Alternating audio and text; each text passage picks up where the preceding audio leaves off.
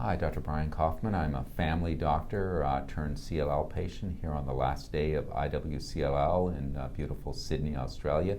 Dr. Tam, you want to introduce yourself? Yes, I'm Con Tam. I'm a hematologist at Peter MacCallum Cancer Centre in Melbourne, and I treat a number of patients with CLL with novel agents.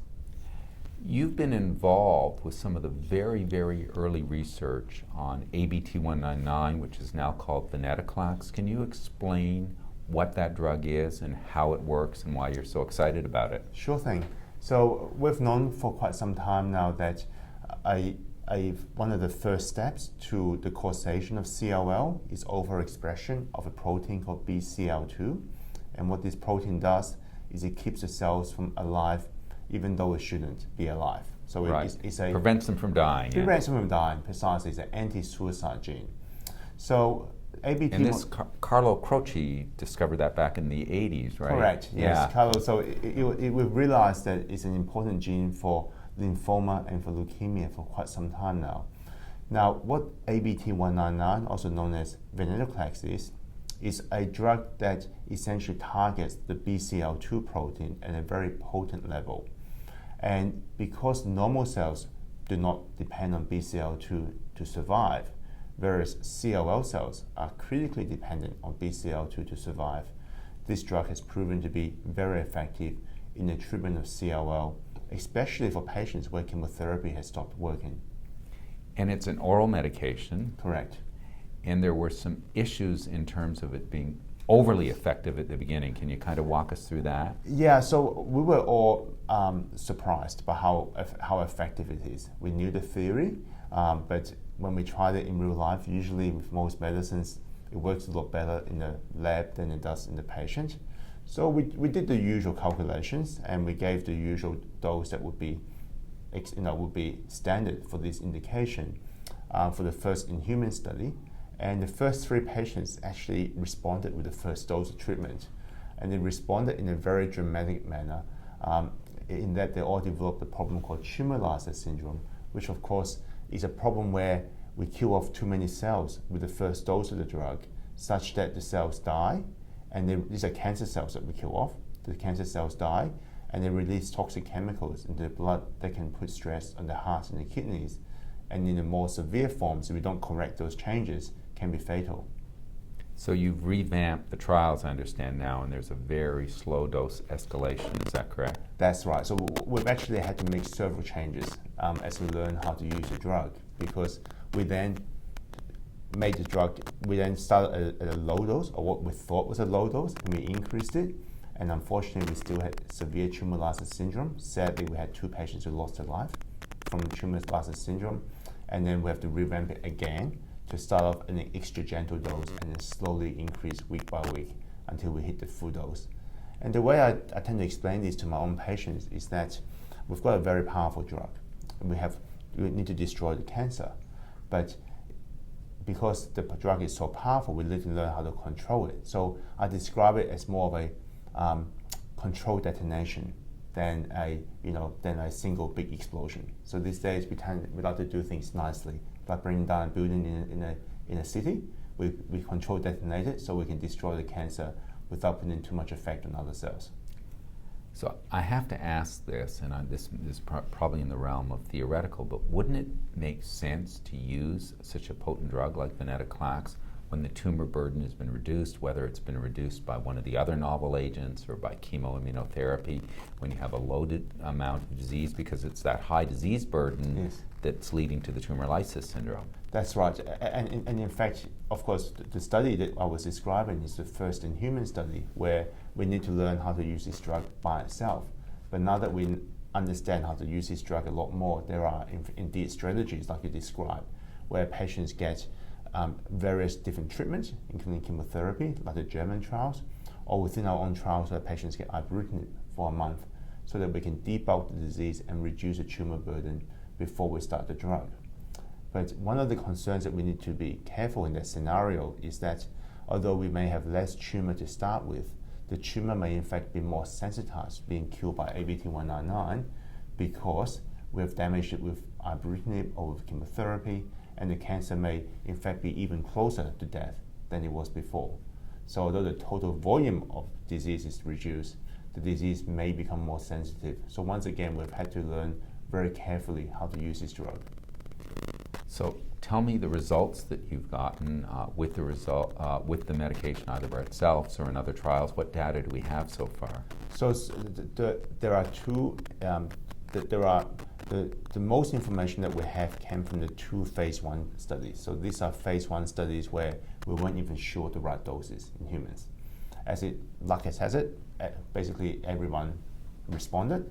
So the response rates are very high to the single agent in highly relapsed CLL in the order of around 80%. And about 1 in 4 or 25% would get into a complete remission, which, as you know, is a very difficult task to achieve in CLL that has failed chemotherapy. But there's a second phase 1 study where rituximab was added to venetoclax. And with the combination of rituximab and venetoclax, the complete remission rate on that study is currently 41%. And about half the patients, when we tested bone marrow with high sensitivity flow cytometry, capable of finding 1 cell in 10,000, there will be no CLL cells that we can detect. So is your present plan with patients who respond with venetoclax to keep them on them like we do with ibrutinib and idelalisib, or do you foresee that we might be able to stop it when somebody gets MRD negative? I think it's a question that we need to answer with a bit more observation. So at the moment, the default position for patients who have responded well is to keep them going, remembering that these patients had no other treatment options when they came on trial. So they're quite reluctant to give up that one drug that's working well for them. We do have 8 patients on the combination study who were brave enough to stop the drug and to see what happens. And these are patients who have achieved a very good response state, mostly in complete remission. There were 2 who had still some detectable disease, and the first patient to have stopped the drug has now relapsed 2 years down the track from stopping, and has restarted the drug, but has regained control again. Well, that's encouraging. That's encouraging. So we're envisioning, once we get more experience and confidence, that this is a strategy where patients can take the drug, hopefully for a limited period of time, and come off the drug, and then at the time of progression in future can be retreated. The adverse events, there's some neutropenia with this. And yes. So probably the 2 most important adverse events that we have seen in real life in our patients have been indigestion and a bit of nausea because of pill burden. So the pills are 100 milligram pills, and they're not small. Okay. So when you're on 400 or 600 milligrams every day, it's quite a few pills. So indigestion or a bit of nausea related to pill burden. And the second thing is neutropenia. So we often do see either 2 patterns. Patients sometimes get a very sharp, unexpected decline in the neutrophil count, which is a bit similar to what we see with, let's say, rituximab, and usually that will resolve with a little bit of growth factor therapy and a bit of patience. The second pattern have been patients where the neutrophils just come down at a moderately low level and remains in a moderately low level. And in those patients, most of those patients feel fine. The blood counts are low, but they feel fine. They don't get infections? They don't get infections. But in order to make us feel better, we often either start them on growth factors, give them once a week sometimes, and until it resolves. Or in other cases, we've reduced the dose to a slightly lower dose, and we've had resolution of the neutropenia. How durable are these responses you're getting with venetoclax? So at the moment, we can only comment on what data is available because it's a new drug. Right. So at about the 2-year mark, somewhere around 60-70% of patients are remaining in remission and progression-free. So in terms of that, I would say the durability so far looks similar to that of, let's say, ibrutinib in a similar patient population. But we need more data to be sure. Well, you presented just now, just in the last hour, some encouraging data about those patients who do relapse. Yes. So could you tell us about that in terms of what your studies have found? Sure. So the background to that is that there are 2 studies from Ohio State University and MD Anderson that suggest that if you relapse on ibrutinib, that perhaps your lifespan is not very long afterwards, average about 3 or 4 months, mainly because the disease can be aggressive. that patients can relapse with Richter's transformation, and the disease can be difficult to treat. So what we wanted to find out is, what about venetoclax? What happens when people fail venetoclax? And what we've discovered is that, similar to ibrutinib, we've got patients who relapse with Richter's transformation, and we've got people who relapse with CLL, so certainly Richter's is still a problem. Is that a higher incidence in than in the regular population, the Richters, or have you been able to tease that out? Well, I think my comment will across the ibrutinib program and the venetoclax program is that we are seeing more Richter's relapse as a proportion of relapse higher than what we're used to doing. But then, Brian, we've got these drugs which are highly effective against CLL.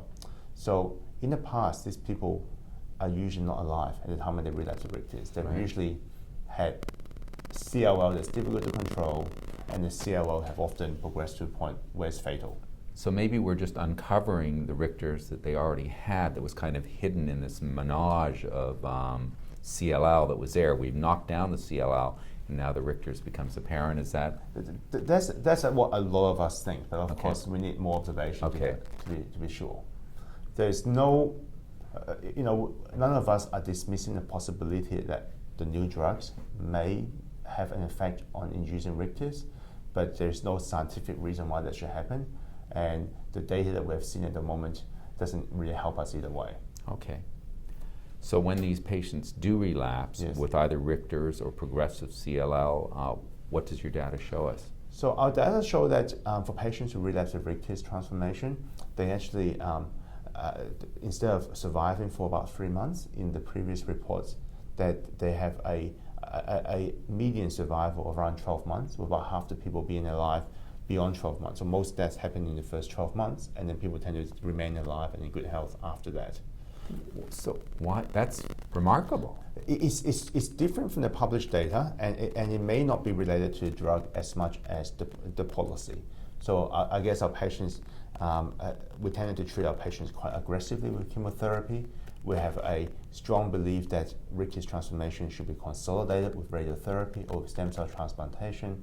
And some of these results may relate to the fact that we have been a bit more aggressive about treating Richter's than, let's say, other centers may.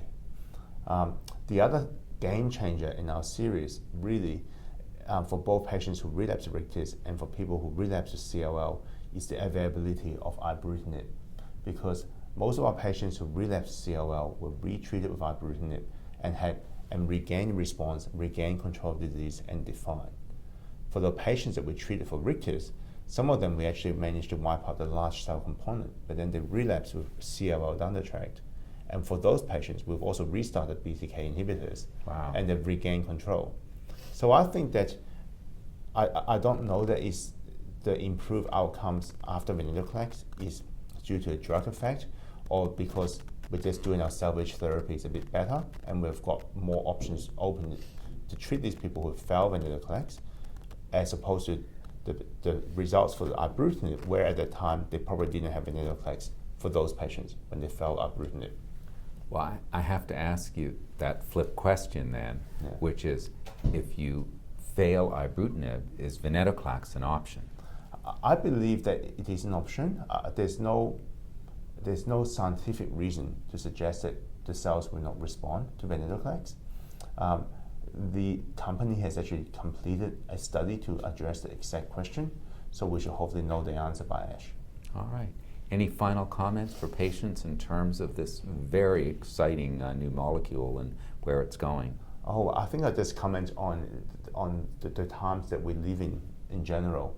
So this conference has been extremely positive.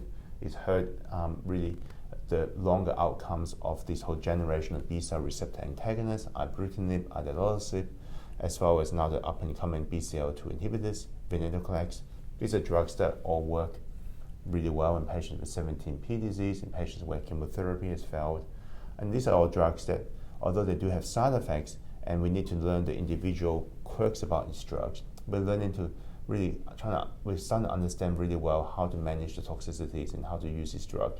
So I think it's a different age for CLL. I think it's a very interesting age, and we may well see this disease, the management of this disease change completely in the next 5 years. I think we're on an inflection point. I totally agree, and I so appreciate the contribution you and your fellow researchers are doing to bring about that change. Dr. Tam, thanks so much. Thank you, Brian. Thanks.